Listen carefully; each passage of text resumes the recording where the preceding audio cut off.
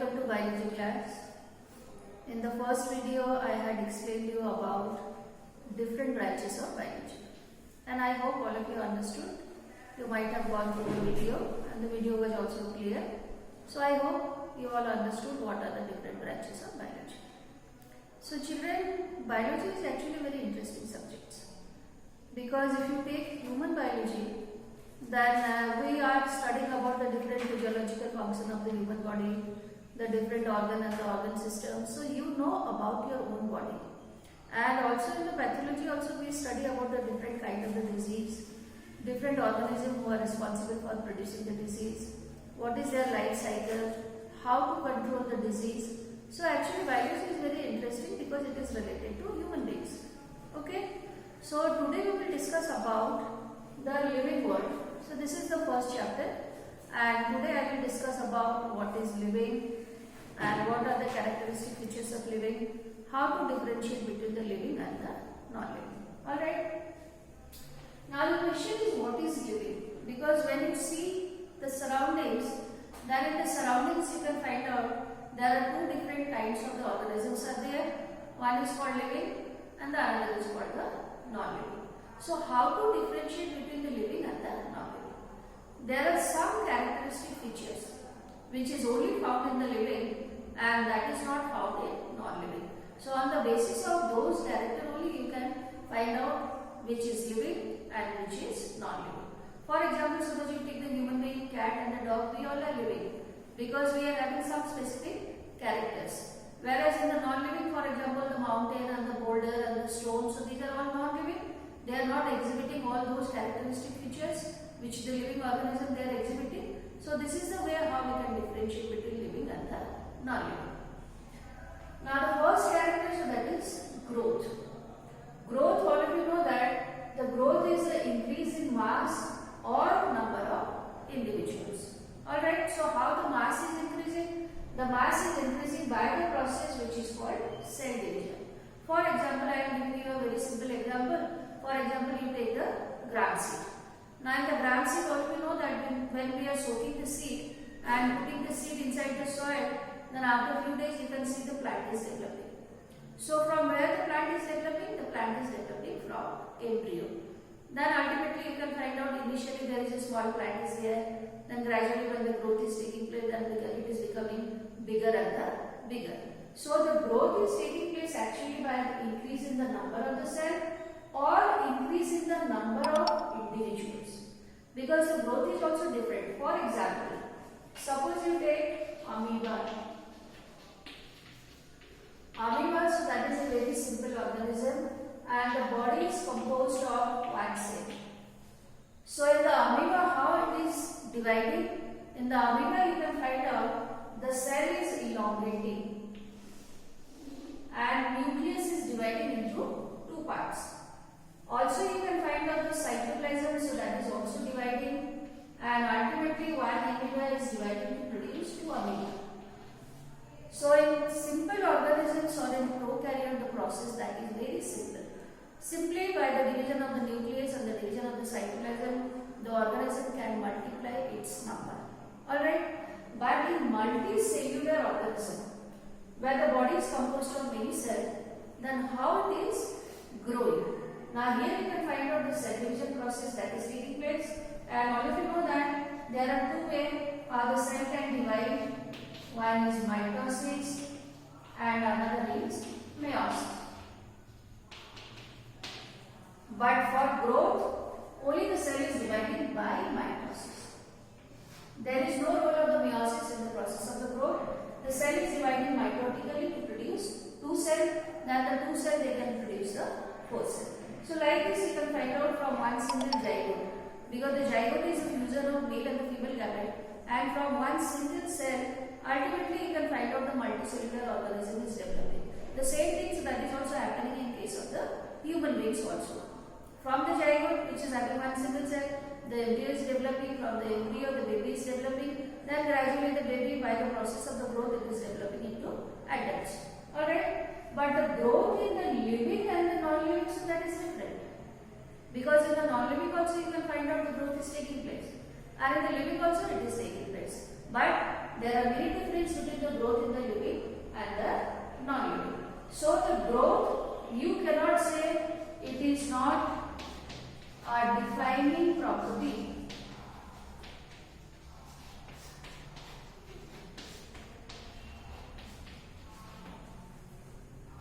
Because the growth is taking place in living as well as the non-living. But what is the difference? In the living you can find out the growth so that is taking place internally from inside, and it is taking place by the process of cell division. Whereas in case of the non-living, the growth is taking place from outside by the addition of the material or the compound from the outside on the surface of the non-living object. The growth is taking place. Like for example, suppose you take a crystal of copper sulfate. Now chemistry, all of you have studied that. If you want to grow the copper sulfate crystal, then you have to dip the crystal in super saturated solution of copper sulfate. Then after some hour, you can see there is increase in size of the copper sulfate crystal. So here the growth is taking place from the outside by the addition of the material on the crystal of the copper sulfate. So that is the difference in the growth of the living and the non-living. So as growth is taking place both in the living and the non-living, now we cannot say the growth is not a defining property of living organisms. Then the second characteristic feature, so that is the reproduction. Reproduction is the production of progeny possessing features more or less similar to those of parents. So in the process of the reproduction, what is happening? The organisms, they can multiply, and one organism is producing other two organisms or the three or the four. So this is the way how the continuity of the race, so that is maintained. So the reproduction is also one of the important characteristic features. But again, it is not a defining property.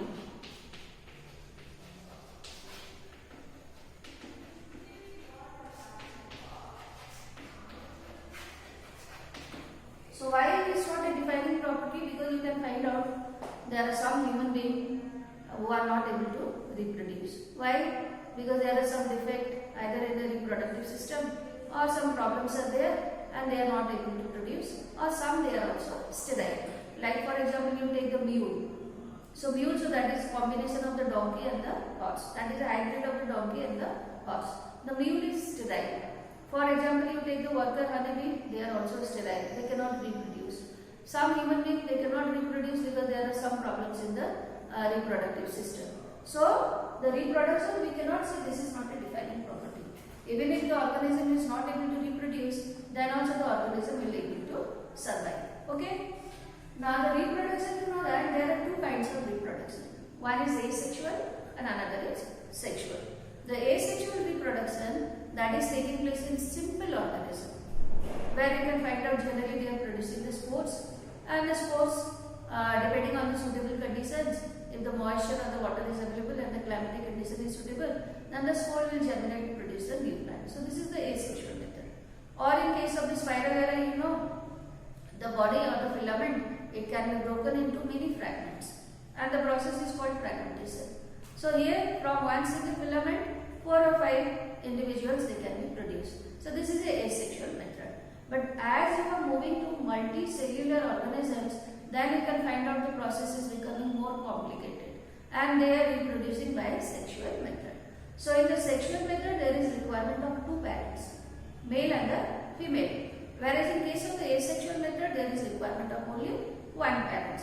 And the male and the female sex organ, they can produce the male and the female gametes. Male and the female gametes, they can combine together to produce one cell, which is called the zygote. And the zygote is having the character of both male and the female. So this is a combination. And the progeny which is produced from the zygote, you can find out the variation is produced. Why?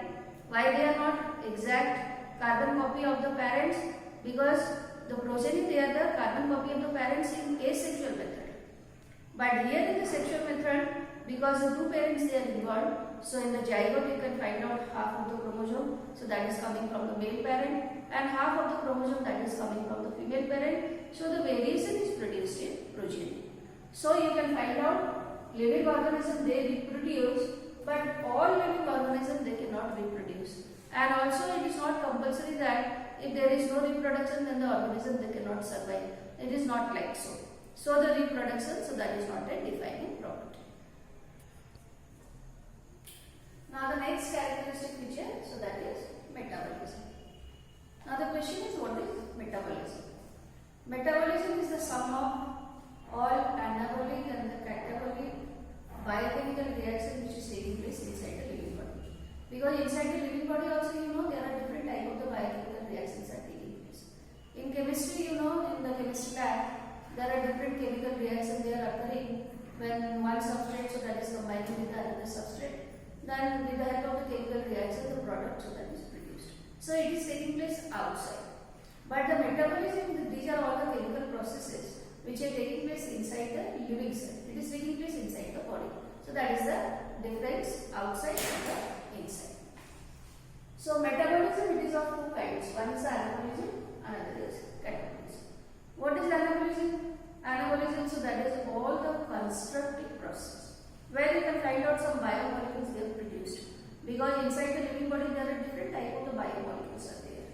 Carbohydrate is there, protein is there, fat is there, monosaccharide is there, disaccharide is there. So many biomolecules every time they are produced because the food whatever we are taking from the outside. Now with the help of the food, the mass of the body, so that is also produced. The organic compounds of the biomolecule, they are also produced. And also you can find out the biomolecules, they are also constantly broken down. So both the formation and the broken down of the biomolecules, so that is taking place simultaneously in the living body. And many biochemical reactions, they are occurring simultaneously in the body. Alright. So in the anabolism, you can find out there is formation of some biomolecules. Like for example, suppose you take the photosynthesis. In photosynthesis, what is happening? Carbon dioxide is combining with water in the presence of chlorophyll and the sunlight. Chlorophyll and the sunlight, they themselves, they are not participating in the process. But they will help in the combination of the carbon dioxide with the water and carbohydrate is produced. So when the biomolecules are produced, then the process is called anabolic. And the catabolic process is where the biomolecules, the complex biomolecules, they are broken down, and in the process the energy may also be liberated, or you can find out 2-3 different type of the biomolecules they are reduced. So that is called the catabolic process. For example, now all of you know that the living organism, they respire, and in the process of the respiration we are taking in oxygen. So what is the work of oxygen inside the living body or inside the living cell? The digested food, because the food whatever we are taking, so these are all the complex food, and in the process of the digestion these complex biomolecules, they are broken down into simple biomolecules. Then in the presence of oxygen, these simple biomolecules again they are breaking to produce the energy or to release the energy.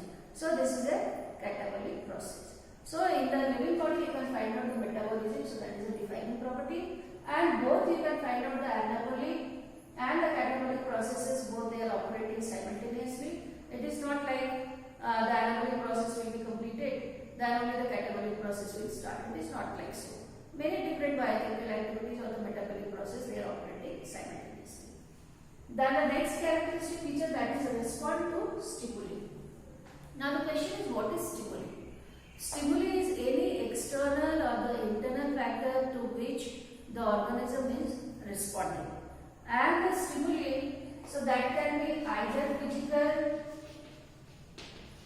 or it is chemical or biological. So how the living organism they are responding to stimuli? They are responding to stimuli with the help of nervous system.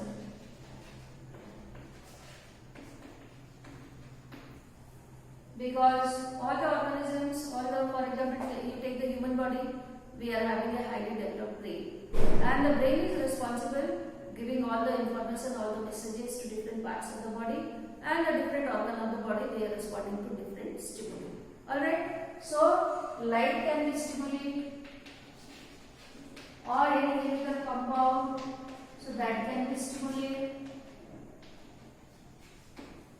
So with the help of the sense organ, we are responding to stimuli. For example, with the help of the tongue, you can find out what is the taste of the food. If there is no taste bud on the tongue, then the taste cannot be felt. Alright, so the nervous system, so that is responsible for responding to stimuli. But in the plants, all of you know that plants, they are also responding to stimuli. Like for example, suppose the then you can see always the root is growing downwards. Shoot is there, shoot is responding to light, and suppose you keep a potted plant near the window, then the stem or the shoot you can find out, so that is growing outside. Why? Because it is responding to light, so it is moving outside. And because the root, so that is geotropic or responding to gravity, then it is always going inside the soil. So even the plants also you can find out, they are also responding to touch. Like in the class 10th also one chapter was there. Then in that chapter we have studied that Mimosa pudica plant, touch me not. Touch me not plant, if you touch the plant, then you can see the leaves will automatically close. So that means they are responding to touch stimuli.